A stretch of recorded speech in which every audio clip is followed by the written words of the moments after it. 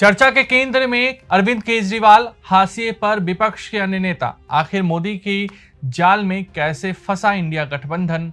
क्या भाजपा को वाकई मिल रहा चुनावी लाभ? सियासी उठापटक है या चुनावी चाल? नेताओं के बोल और इरादों में क्या है अंतर? राजनीतिक दंगल में कौन किस पर है भारी? हर सियासी दांव की इनसाइड स्टोरी प्रजातंत्र। लोकसभा चुनाव को लेकर प्रचार अब जोर पकड़ने लगा है। पहले चरण का चुनाव 19 अप्रैल को होना है। हालांकि यह साफ हो चुका है कि 2024 का चुनाव इंडिया और इंडिया गठबंधन के बीच ही हो रहा है। विपक्षी दलों के चुनावी तैयारी में अरविंद केजरीवाल की गिरफ्तारी एक बड़ा मुद्दा बन गया है। दिल्ली शराब घोटाला मामले में अरविंद केजरीवाल को ईडी की ओर से गिरफ्तार किया गया है। वह फिलहाल 15 अप्रैल तक ईडी की रिमांड पर है। अरविंद केजरीवाल की गिरफ्तारी को लेकर राजनीतिक विश्लेषक अलग अलग तौर पर विश्लेषण कर रहे हैं। कोई इसे भाजपा के लिए फायदेमंद बता रहा तो कोई बता रहा कि इससे भाजपा को नुकसान हो सकता है। लेकिन कहीं ना कहीं अरविंद केजरीवाल की गिरफ्तारी के बाद विपक्ष नरेंद्र मोदी की जाल में फंसता हुआ दिखाई दे रहा है। हाल के दौर में जो कुछ भी हुआ है उससे इसके कई बार संकेत भी मिले हैं। मोदी की जाल में कैसे फंसा विपक्ष?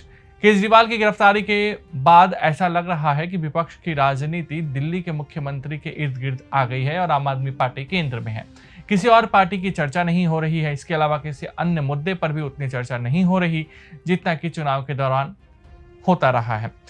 जब झारखंड के तत्कालीन मुख्यमंत्री हेमंत सोरेन की गिरफ्तारी हुई तब उन्हें इस तरीके का समर्थन नहीं मिल पाया था। लेकिन विपक्ष ने जिस तरीके से केजरीवाल की गिरफ्तारी के खिलाफ रामलीला मैदान में एकजुटता दिखाई, उसे राहुल गांधी की बजाय दिल्ली के मुख्यमंत्री केंद्र में आ गए हैं। इसके साथ ही इलेक्टोरल बॉन्ड की चर्चा भी कम हो गई है।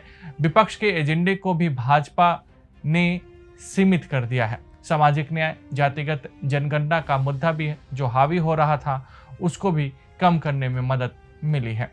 चला भ्रष्टाचार वाला दाव। केजरीवाल की गिरफ्तारी को लेकर जैसे ही विपक्ष के सभी नेता एक मंच पर आए, भाजपा ने इस मुद्दे को भी भुनाने की कोशिश कर दी। खुद प्रधानमंत्री अब इस मुद्दे पर जोर दे रहे हैं कि भ्रष्टाचार के खिलाफ जैसे ही हमने अभियान की शुरुआत की, विपक्ष परेशान हो गया है। सभी भ्रष्टाचारियों एक मंच पर दिखाई दे रहे हैं। उन्होंने साफ तौर पर कहा कि मैं विपक्ष की गालियों और धमकियों से नहीं डरने वाला। भ्रष्टाचार पर कार्रवाई जारी रहेगी। तीसरे टर्म की शुरुआत में भ्रष्टाचार पर और तेज प्रहार किया जाएगा। इसके साथ ही मोदी ने यह भी बता दिया कि वह किस तरीके से भ्रष्टाचार के खिलाफ योद्धा की तरह लड़ रहे हैं, जबकि भ्रष्टाचार के आरोप में शामिल विपक्षी नेता उनके खिलाफ बयानबाजी कर रहे हैं। विपक्ष को अलग उम्मीद। विपक्ष लगातार लोकतंत्र पर हमले की बात कर रहा है, दावा कर रहा है कि देश की जांच एजेंसियों का दुरुपयोग किया जा रहा है। विपक्ष की ओर से यह भी कहा जा रहा है कि अगर मोदी की तीसरी सरकार बनती है तो कहीं ना कहीं जांच एजेंसियों का दुरुपयोग बढ़ सकता है। साथ ही साथ हेमंत सोरेन और अरविंद केजरीवाल की गिरफ्तारी को लेकर विपक्ष सहानुभूति की भी उम्मीद कर रहा है। विपक्ष की ओर से साफ तौर पर मोदी को तानाशाह बताया जा रहा है। विपक्ष को इस बात की उम्मीद है कि ऐसा करने से जनता के बीच एक अलग संदेश जा सकता है और उसके पक्ष में परिस्थितियां बन सकती हैं।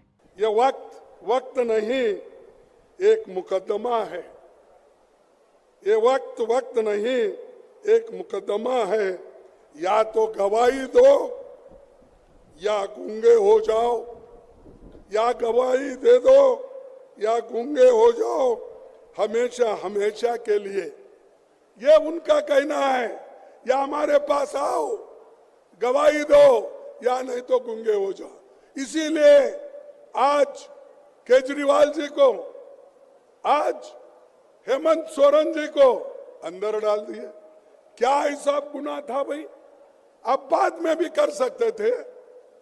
उनको बुला के पूछताछ करने के बाद में सजा देते। इलेक्शन के वक्त नोटिफिकेशन हो रहा है, आप उनके ऊपर केस करके अंदर डालते हो। और हेमंत को भी उसी वक्त उसके ऊपर उनका यही कसूर था कि वो गठबंधन के साथ चलना चाहते थे। उनको बुलाया गया, पूछा गया, तब उन्होंने कहा मैं कांग्रेस के साथ रहूंगा, गठबंधन के साथ रहूंगा। मैं आप कितना भी मेरे ऊपर प्रेशर करो, मैं झुकने वाला नहीं है, ये हेमंत ने कहा था। तो इसलिए मोदी जी ने केस बनाया और उनको अंदर डाला। क्या ये लेवल प्लेइंग ग्राउंड है? क्या ये मैदान है? जैसा मैं राहुल जी का क्रिकेट का जिक्र किए थे, साहब क्रिकेट तो सब लोग ठीक ठाक मैदान बनाते हैं और पिच भी अच्छा करते हैं, तब लोग खेल पाते हैं। यहां तो मोदी सब तरफ खड्डा खोद के हमको क्रिकेट खेलो बोल रहा है, लेवल प्लेइंग ग्राउंड ही नहीं है। तो ऐसे व्यक्ति को इस बार हराना चाहिए। जब तक इनको हराएंगे नहीं, तब तक शांति से नहीं बैठना चाहिए। साथियों, 24 के इस चुनाव में अब स्पष्ट रूप से दो खेमे बन गए हैं। एक तरफ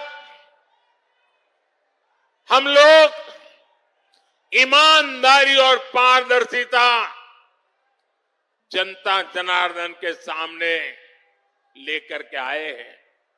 दूसरी तरफ भ्रष्टाचारी, परिवारवादी उनका जमावड़ा है। ये भ्रष्टाचारी मोदी को धमकी भी दे रहे हैं, दिन रात गाली भी दे रहे हैं। अब देखिए क्या खेल चल रहा है। हम हैं जो कह रहे हैं भ्रष्टाचार हटाओ, और वो कहते हैं भ्रष्टाचारी बचाओ। आप मुझे बताइए, भ्रष्टाचार हटना चाहिए कि नहीं हटना चाहिए? भ्रष्टाचार हटना चाहिए कि नहीं हटना चाहिए? भ्रष्टाचार से मुक्ति मिलनी चाहिए कि नहीं मिलनी चाहिए? भ्रष्टाचारी जेल जाने चाहिए कि नहीं जाने चाहिए? भ्रष्टाचारियों को सजा होनी चाहिए कि नहीं होनी चाहिए? ये देश की आवाज है और मोदी आपकी हर आवाज को सुनता है और उसके लिए ताकत भी लगा देता है। लेकिन साथियों, मुझे कितनी गालियां दी जाए, कितने ही आरोप लगाए जाएं, मोदी इनकी गालियों और धमकियों से डरने वाला नहीं है।